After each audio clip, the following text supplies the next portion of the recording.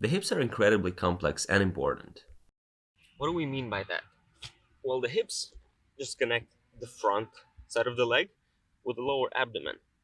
The back side of the leg, the whole back side of the leg with the lower back. Whenever we walk, jump, or run, the hips act as a stabilizing element because they make sure the back and legs work in harmony.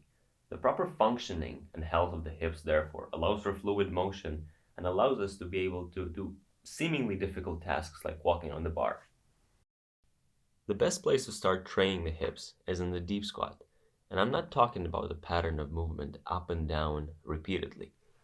What I mean, rather, is simply spending time in the deep squat throughout the course of a day, because the folding of the hip, knee, and ankle allows us to take the leg in a series of positions that we're not used to going into. This happens particularly when we start moving in the deep squat, for example, by going left and right, by loading one leg and then the other, or when we start moving back and front, which loads the ankles more.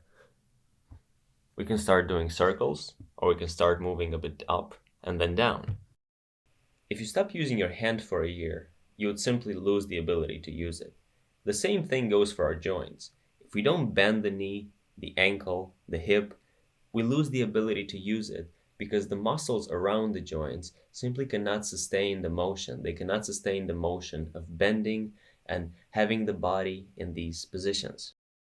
This movement and bending of joints not only allows us to move our bodies better, but it allows us to move our bodies better in ways that are fluid, more easy, and especially pain-free because now we have muscle that we have trained to do all these motions, and they're actually taking the load off the joints, they're taking the load off the tendons, and they allow us to just perform better and do better in our everyday tasks.